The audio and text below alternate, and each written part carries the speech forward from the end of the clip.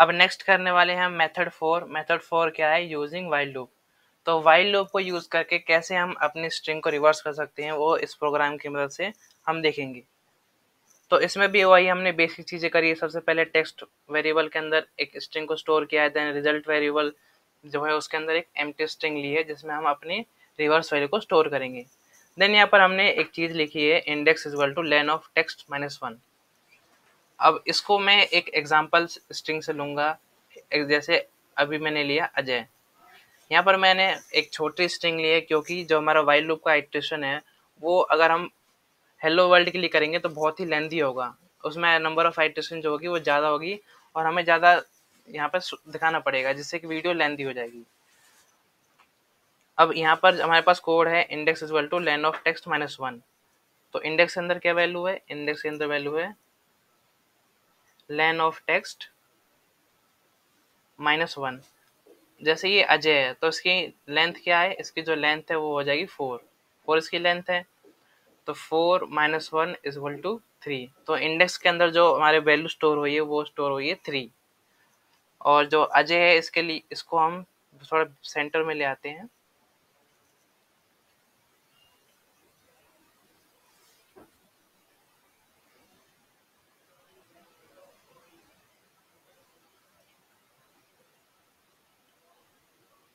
क्योंकि हम इसी स्ट्रिंग पर काम करने वाले हैं। तो जो इसकी लेंथ है वो है 4, ये इसकी लेंथ। देन उसके बाद हमने यूज किया है व्हाइल लूप जिसके अंदर एक कंडीशन है कि while index greater than equal to 0 means कि जब तक हमारी जो इंडेक्स की वैल्यू है पॉजिटिव है, 0 या 0 से ज़्यादा है, तब तक हमारा वाइल लूप चलेगा। जैसे ही हमारी जो इंडेक्स की वैल्यू वो नेगेटिव जाएगी हमारा वाइल लूप स्टॉप हो जाएगा। देन उसके बाद हमने दो स्टेटमेंट लिखी है, result equal to result plus text of index. उसके बाद जो इंडेक्स की वैल्यू है वो हमने एक एक डिक्रीमेंट कर दिया है। एंड देन जब हमारा वाइल लूप रुकेगा तो हमारा जो रिजल्ट है वो प्रिंट होगा। तो इसको हम ड्राई रन करेंगे तो हमारे अभी इंडेक्स की वैल्यू क्या है? जो इंडेक्स की वैल्यू 3।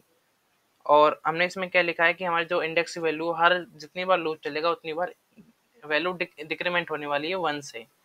तो इसके अंदर कौन कौन सी वैल्यू आ सकती है? जैसे आएगी 3, उसके बाद एक वैल्यू 3 - 1 2, 2 - 1 1, 1 - 1 0, उसके बाद 0 - 1 -1।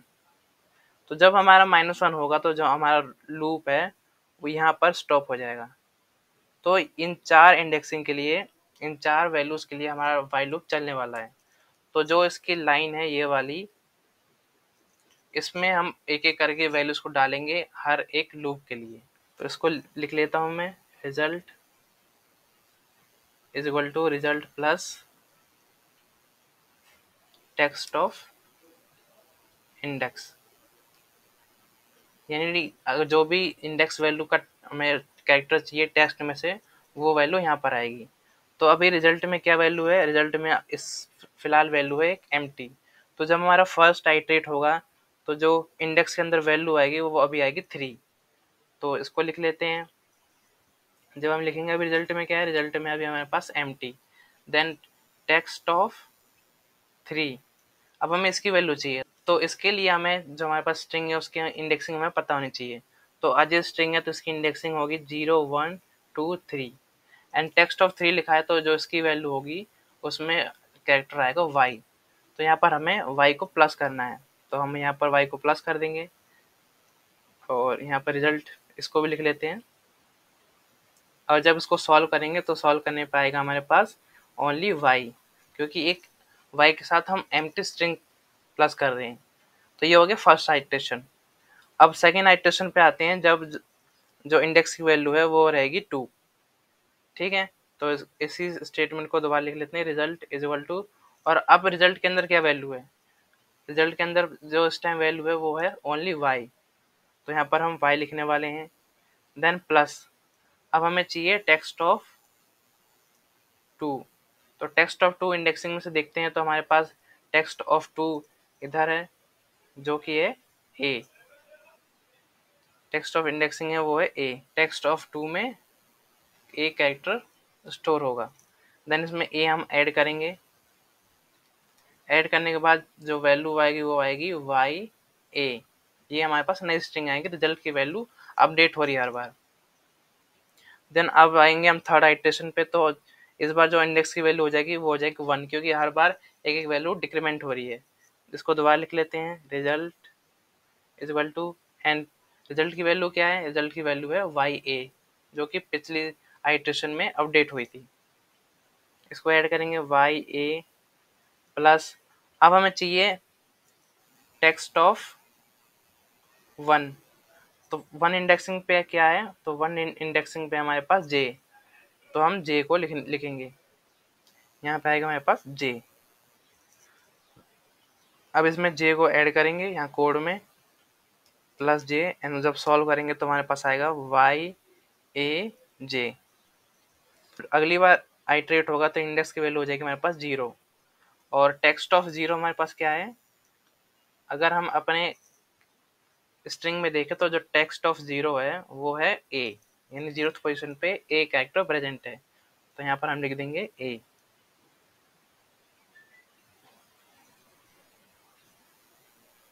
यहाँ पर ए, देन अब अगले में यही प्लस करेंगे, result is equal to, result की वैल्यू क्या हो गई अपडेट होने के बाद, वो होगी वाई ए जे, तो हम प्लस करेंगे Y A J, and Y of 0 क्या है, वाई ऑफ 0 है ए। देन सॉल्व करने के बाद जो वैल्यू आएगी वो आएगी हमारे पास वाई ए जे ए, तो ये हमारे पास रिजल्ट आया। और अगले आइटरेशन पे क्या होगा कि हम एक और माइनस करेंगे तो हमारी जो इंडेक्सिंग हो जाएगी वो हो जाएगी -1, और हमने वाइल लूप में कंडीशन दी है कि जब भी हमारी इंडेक्स की वैल्यू नेगेटिव में जाए तो हमारा जो लूप है वो वहीं पर स्टॉप हो जाएगा। स्टॉप होने के बाद वो क्या करेगा, वो प्रिंट करेगा हमारे रिजल्ट को, जो कि है ये वाली वैल्यू वाई ए जे ए। ये जो रिजल्ट वैल्यू है ये रिवर्स स्ट्रिंग है इस स्ट्रिंग के, अजय का जो रिवर्स हो जाएगा वो हो जाएगा वाई ए जे। तो ये है हमारा मेथड 4 जो कि वाइल लूप से हमारी स्ट्रिंग को रिवर्स कर रहा है। अब हमारा नेक्स्ट जो है वो है मेथड 5। मेथड 5 क्या है, यूजिंग रिकर्जन फंक्शन। तो हम कैसे रिकर्जन फंक्शन की मदद से अपनी जो स्ट्रिंग है उसको रिवर्स कर सकते हैं। तो सबसे पहले मैं आपको बताता हूँ कि जो रिकर्जन ये वर्ड है इसका मतलब क्या होता है। तो रिकर्जन ऐसा फंक्शन होता है, हमारे पास कोई फंक्शन है, ये क्या करेगा, अपने आप को ही बार बार कॉल करेगा जब तक इसको एक स्पेसिफिक कंडीशन ना मिल जाए।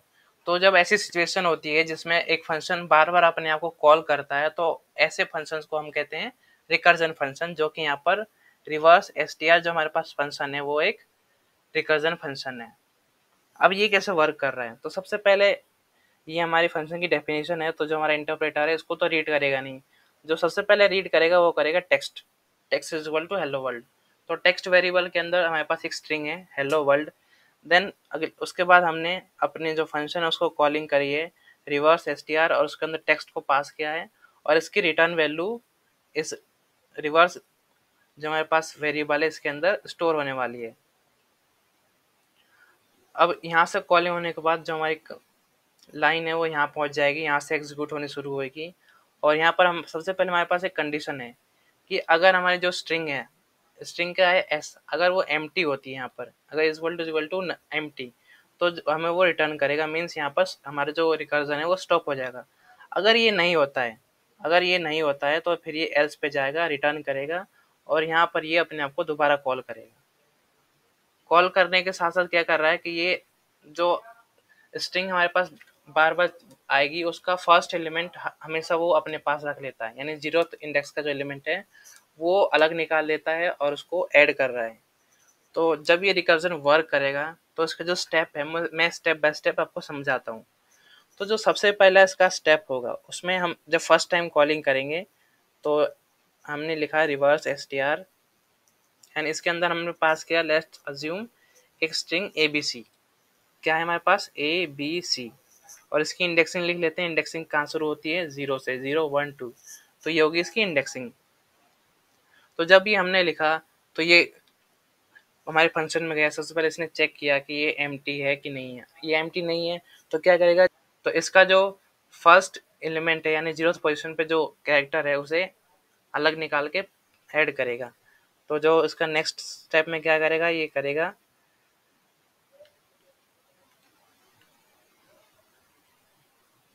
रिवर्स str, देन उसके बाद bc प्लस a। तो जो ए कैरेक्टर है वही इसका फर्स्ट एलिमेंट है, यहाँ पर देखिए 0th पोजीशन पे। देन ये अपने आप को दोबारा कॉल करेगा, दोबारा जो फर्स्ट कैरेक्टर है उसे बाहर निकालेगा। तो रिवर्स str, देन उसके अंदर बचेगा c और बाहर आ जाएगा b, और हमारे पास a तो पहले ही बाहर था। देन ये अपने आप को दोबारा कॉल करेगा, रिवर्स str, और दोबारा फर्स्ट एलिमेंट फर्स्ट पोजीशन पे, तो फर्स्ट पोजीशन पे क्या है c, तो c को भी ये बाहर निकाल देगा। Plus c plus b plus a। Then जब अगली बार कॉल होगी तो ये चेक करेगा कि हमारे पास जो स्ट्रिंग है वो एम्प्टी है कि नहीं है। तो यहाँ पर स्ट्रिंग हमारी एम्प्टी हो चुकी है, तो एम्प्टी होने के बाद ये यहाँ पर स्टॉप हो जाएगा। स्टॉप होने के बाद हमें बस से बस ये वाली लाइन एग्जीक्यूट करनी होगी, जो कि है c plus b plus a। और जब हम इसको सॉल्व करेंगे ये हमारे पास रिटर्न वैल्यू में आएगी, तो इसको सॉल्व करने के बाद आएगा हमारे पास c b a। ये स्ट्रिंग जो है हमारे पास रिटर्न में आएगी इस फंक्शन की कॉलिंग के बाद, जो कि इस वेरिएबल में स्टोर होगा। देन अगली लाइन में प्रिंट जब हम रिवर्स करेंगे तो हमारी जो रिवर्स स्ट्रिंग है वो प्रिंट हो जाएगी। तो ऐसे हम रिकर्जन से अपनी जो स्ट्रिंग है उसको रिवर्स कर सकते हैं। इस मेथड में हमने जो हमारे पास एक स्ट्रिंग है abc, उसको हमने रिवर्स किया तो हमारे पास आया ये cba। लास्ट मेथड 6 जो कि हम यूज करने वाले हैं अपनी स्ट्रिंग को रिवर्स करने के लिए, वो है रिवर्स यूजिंग स्टैक। अब हमने रिकर्जन से कर लिए, वाइल लूप से कर लिए, फॉर लूप से कर लिए, इंडेक्सिंग से कर ली। अब हम उसको रिवर्स करेंगे यूजिंग स्टैक। तो सबसे पहले मैं आपको स्टैक के बारे में बताता हूँ कि स्टैक होता क्या है। तो स्टैक बेसिकली हमारे पास एक ऐसा कंटेनर होता है जिसके अंदर हम कुछ वैल्यूज को स्टोर करते हैं। जैसे हमारे पास 3 वैल्यूज है ए बी सी, अगर हम इसको अपने स्टैक में ऐड करेंगे तो सबसे पहले इसके अंदर जो वैल्यू जाएगी वो जाएगी ए, देन उसके बाद जाएगा बी, उसके बाद जाएगा सी। तो ये ऑर्डर हो गया, सबसे पहले गया ए, बाद में गया बी, लास्ट में गया सी। पर जब ये वैल्यू बाहर निकलेगी, मतलब जब इसमें से बाहर निकलेगी हमारे स्टैक में से, ये हमारे पास स्टैक है, स्टैक मेमोरी, जब इसमें से बाहर निकलेगा तो सबसे पहले आएगा वो आएगा हमारे पास सी, उसके बाद आएगा बी, उसके बाद आएगा ए। तो ये जो प्रोसेस है जिसमें हम स्टैक में एलिमेंट्स को ऐड कर रहे हैं और उसके बाद उसमें से बाहर निकाल रहे हैं, तो आप देखेंगे कि जो इसका ऑर्डर है वो रिवर्स हो जा रहा है। अभी हमने क्या ऐड किया, पहले ए बी सी ऐड किया, पर जब हमने उसमें से एक एक करके वैल्यूज बाहर निकाली तो हमारे पास जो आया वो सी बी ए, जो कि उसका रिवर्स ऑर्डर है।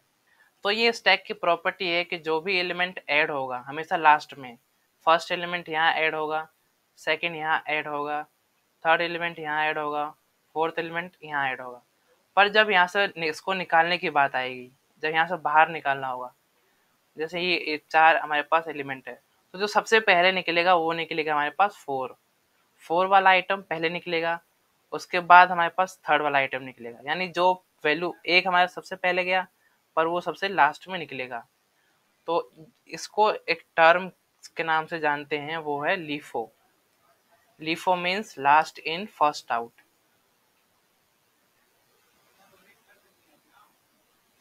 इस मेथड का यूज करते हैं हम स्टैक में।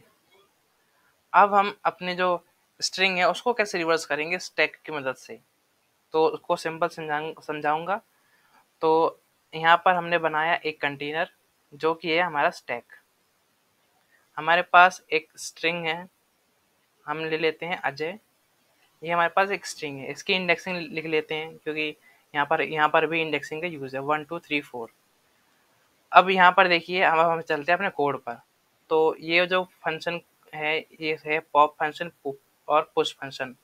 तो पॉप फंक्शन क्या होता है कि जो वैल्यूज इसमें से हम निकालते हैं, ये निकालने की जो प्रोसेस है वो हम यूज करते हैं पॉप की मदद से। एंड जो इसमें वैल्यूज ऐड करते हैं वो हम करते हैं पुश की मदद से। तो ये पुश एंड पॉप हो गया इसके ऑपरेशन। देन यहाँ पर हमने अगली लाइन है stack is equal to empty list. तो यहाँ से हम जो स्टैक है उसे क्रिएट किया है। पाइथन के अंदर स्टैक को हम लिस्ट से इम्प्लीमेंट करते हैं। देन रिजल्ट के अंदर हमने एक एम्प्टी स्ट्रिंग को स्टोर किया, टेक्स्ट के अंदर हमारे स्ट्रिंग को। देन यहाँ पर हमने एक फॉर लूप चलाया। ये फॉर लूप क्या करेगा कि यहाँ पर जो हमारे पास स्ट्रिंग है इसमें से एक एक एलिमेंट उठा के इस स्टैक में ऐड करेगा। पर जब भी हम इंडेक्सिंग यूज़ करते हैं या फॉर लूप चलाते हैं इंडेक्सिंग की मदद से, तो हर बार वो पहले जीरोथ पोजीशन पे एलिमेंट है उसे उठाता है, देन फर्स्ट पोजीशन का, सेकंड का एंड थर्ड का। तो सबसे पहले इसमें क्या ऐड होगा, हमारी जो स्टैक मेमोरी है उसमें सबसे पहले ऐड होगा ए, उसके बाद क्या ऐड होगा, उसके बाद ऐड होगा जे, उसके बाद जो ऐड होगा वो होगा ए, एंड लास्ट में ऐड होगा वाई। तो ये ऑर्डर है जिससे हम उसमें वैल्यूज ऐड होगी। मैं अपने जो ये कैरेक्टर्स है इनके कलर को चेंज कर लेता हूँ ताकि आपको अलग दिखे। ये ए जे ए वाई, तो ये रिवर्स ऑर्डर में ऐड हुई। तो इस जो फॉर लूप है इसने क्या किया कि हमारे स्ट्रिंग को अपनी स्टैक में ऐड किया। फिर जो फॉर लूप है दूसरा वाला, ये क्या करेगा कि हमारे स्टैक में से एक एक करके जो हमारे कैरेक्टर्स हैं उनको बाहर निकालेगा। तो हमने तो स्टैक की प्रॉपर्टी क्या है कि जब भी वैल्यू बाहर निकलती है हमेशा लास्ट वाली वैल्यू बाहर निकलती है, और यहाँ पर जो लास्ट वैल्यू है वो है वाई। तो सबसे पहले स्टैक में से क्या निकलेगा, सबसे पहले स्टैक में से बाहर निकलेगा वाई। सबसे पहले वाई निकल गया, उसके बाद क्या निकलेगा, उसके बाद निकलेगा ए, ये ऑर्डर में निकल रहे हैं, उसके बाद निकलेगा जे, और लास्ट में निकलेगा ए। अब यहाँ पर हमारे पास निकल गया, और ये फॉर लूप क्या करेगा कि वैल्यू निकालते टाइम इनको सिंपल बस ऐड कर देगा। और जब इसको ऐड करेंगे तो हमारे पास ऐड करने से क्या आएगा, ऐड करने से एक नई स्ट्रिंग बनेगी वाई ए जे ए।